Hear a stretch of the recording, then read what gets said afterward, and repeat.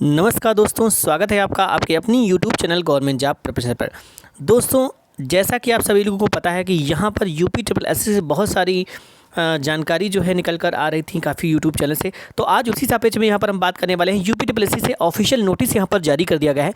तो official notice किस बात का जारी किया गया है, तो यहाँ पर बताया जा रहा है कि वन टाइम रजिस्ट्रेशन यानी कि OTR एक बार की पंजीकरण की बात यहाँ पर की जा रही है। और ये आज से ये विंडो ओपन हो चुकी है। आप अपना वन टाइम रजिस्ट्रेशन जाकर यहाँ से कर सकते हैं। और आप जान सकते हैं कि ये वन टाइम रजिस्ट्रेशन जो है ये आपका लगभग पीटी के ही हिसाब से है।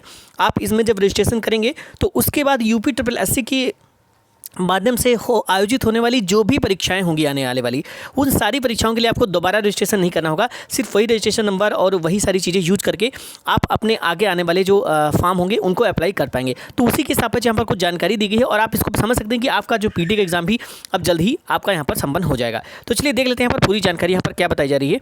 उत्तर प्रदेश अधीनस्थ सेवा चयन आयोग द्वारा अभ्यर्थियों को की सुविधा हेतु एक बार की पंजीकरण वन टाइम रजिस्ट्रेशन सुविधा प्रदान की जा रही है। इस सुविधा के प्रारंभ होने के उपरांत अभ्यर्थियों को आयोग द्वारा भविष्य में विज्ञापित व आयोजित होने वाली विभिन्न परीक्षाओं के लिए आवेदन करने हेतु अपनी मूलभूत सूचनाओं एवं विवरणों को बारंबार भरे जाने एवं अपनी शैक्षिक योग्यता व अर्हता संबंधी अभिलेखों को बार बार अपलोड किए जाने की आवश्यकता नहीं होगी। तो यहाँ पर यह बताया जा रहा है कि आप जाकर अपनी सारी डिटेल आप वहाँ पर जाकर भर सकते हैं, जिससे आपको क्या होगा, इससे इस आयोग से आगे जो आने वाली जो भी परीक्षाएं होंगी, आप पीटी होगा या उसके बाद जो भी पीटी होने के बाद जो भी परीक्षाएं होंगी उनमें सब में आपको बार बार आपको फॉर्म अपलोड करने और आपको अपने शैक्षिक योग्यता को अपलोड करने की ज़रूरत नहीं पड़ेगी। इसी रजिस्ट्रेशन नंबर का आप यूज कर सकेंगे और आगे की सारी की विंडो आपकी ओपन हो जाएगी। तो ये यहाँ पर बताया जा रहा है। तो इसके बारे में थोड़ा सा डिटेल में जानकारी यहाँ पर दी गई, देख लेते हैं। इस एक बार की पंजीकरण सुविधा के मुख्य बिंदु निम्नलिखित हैं। आयोग द्वारा भविष्य में विज्ञापित पदों हेतु आयोजन की जाने वाली किसी भी प्रारंभिक अथवा मुख्य प्रतियोगात्मक परीक्षा में प्रतिभाग करने व उसके लिए आवेदन करने हेतु सर्वप्रथम एक बार की पंजीकरण यानी कि वन टाइम रजिस्ट्रेशन OTR किया जाना अनिवार्य होगा। एक बार की पंजीकरण यानी कि वन टाइम रजिस्ट्रेशन पूर्णतः निःशुल्क होगा। एक बार की पंजीकरण हो जाने के उपरांत प्रारंभिक अर्हता परीक्षा PET यहाँ पर देखिए साफ साफ बता दिया गया है आपका। ये आप देख सकते हैं कि ये पीटी के लिए ही नोटिफिकेशन यहाँ पूरी तरह से जारी कर दिया गया है, यानी कि जल्द ही आपका पीटी का आयोजन यहाँ पर कराया जाएगा और उसके लिए वन टाइम रजिस्ट्रेशन विंडो आपकी ओपन हो चुकी है। तो आप लोग आज ही से जाकर यहाँ पर वन टाइम रजिस्ट्रेशन कर सकते हैं और जल्द ही इसके बाद आपका पीटी का आयोजन यहाँ पर हो पाएगा। तो देख सकते हैं एक बार की पंजीकरण हो जाने के उपरांत प्रारंभिक अर्हता परीक्षा यानी कि प्रीलिमिनरी एलिजिबिलिटी टेस्ट सहित आयोग की किसी भी प्रारंभिक अथवा मुख्य परीक्षा हेतु आवेदन करने के लिए अभ्यर्थी को पुनः अपना विवरण भरने की आवश्यकता नहीं होगी। किसी भी परीक्षा हेतु आवेदन करने के लिए आवेदक को मात्र आयोग की वेबसाइट पर परीक्षा का चयन करते हुए परीक्षा हेतु निर्धारित फीस को ही जमा करना होगा।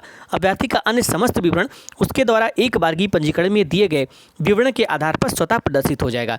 तो वही यहाँ पर बताया गया कि आपको एक बार जाकर यहाँ पर पूरा रजिस्ट्रेशन करना है, सारे डॉक्यूमेंट्स अपने अपलोड करने हैं, सारी डिटेल अपनी यहाँ पर भरनी है। उसके बाद किसी भी परीक्षा है तो आवेदन करने के लिए आवेदक को मात्र क्या होगा, आयोग की वेबसाइट पर जाना पड़ेगा और परीक्षा का चयन करते हुए परीक्षा के लिए जो फीस निर्धारित की जाएगी उसका चयन करना होगा और आपका जो अभ्यर्थी की समस्त जो विवरण है वो एक बार की पंजीकरण में दिए गए विवरण के आधार पर ही स्वतः वहाँ पर प्रदर्शित हो जाएगा।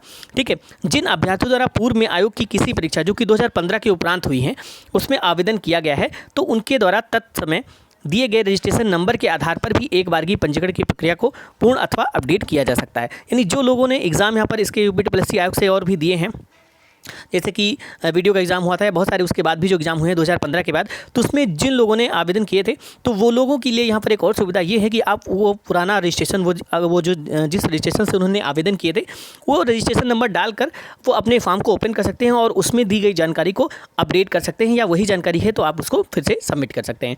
ऐसे अभ्यर्थियों द्वारा पूर्व में दी गई सूचनाएं व विवरण पंजीकरण फॉर्म में स्वप्रदर्शित हो जाएंगे व उक्त विवरण पुनः भरे जाने की आवश्यकता नहीं होगी। मतलब कि यहाँ पर है आप रजिस्ट्रेशन नंबर डालेंगे तो बार बार अगर आपने जो भी वहाँ चीज़ें अपलोड की होंगी, फोटो, सिग्नेचर या जो भी डॉक्यूमेंट्स, वो सारी की सारी विवरण आपके सामने ओपन हो जाएगा।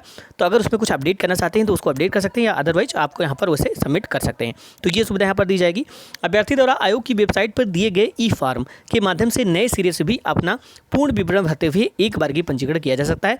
यानी कि ई-फॉर्म सुविधा जो वहाँ पर मिलेगी वहाँ से आप अपना पूर्ण विवरण भरते हुए नए सिरे से भी फॉर्म भर सकते हैं जिन्होंने अभी तक नहीं भरा है या कोई परीक्षा नहीं दी है उनके लिए यहाँ पर बताया जा रहा है। अभ्यर्थियों को अपनी शैक्षिक योग्यता व अर्हता संबंधी अभिलेख एक बार की पंजीकरण के समय अपलोड करने होंगे। एक बार अभिलेखों को अपलोड कर दिए जाने व उनका विवरण पंजीकरण फॉर्म में भर दिए जाने के उपरांत इन अभिलेखों को बार बार अपलोड किए जाने की आवश्यकता नहीं होगी। शैक्षिक योग्यता, अर्हता अथवा अनुभव आदि के विवरणों में परिवर्तन होने पर अभ्यर्थी द्वारा अपने विवरण को अपडेट किया जा सकता है व उनसे संबंधित नए अभिलेखों को अपलोड किया जा सकता है।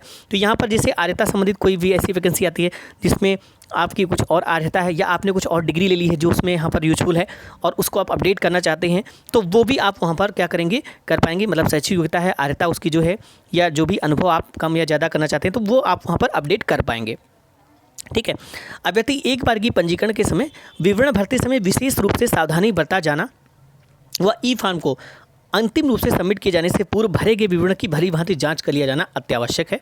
अभ्यर्थी द्वारा अपलोड किए गए अभिलेखों को संरक्षित किए जाने हेतु अभ्यर्थी को ई लॉकर आवंटित किया जाएगा तथा एक बार ई लॉकर संख्या आवंटित हो जाने के उपरांत अभ्यर्थी के मूलभूत विवरण अर्थात उसके नाम, माता पिता का नाम, जन्म तिथि, लिंग, आधार कार्ड के अंकित 6 अंक, मूल निवास का प्रदेश मतलब डोमेसिल स्टेट व जाति को संशोधित नहीं किया जा सकता। तो ये कुछ चीज़ें हैं जिनको आपको बहुत सावधानी से वहाँ पर जाकर भरना है।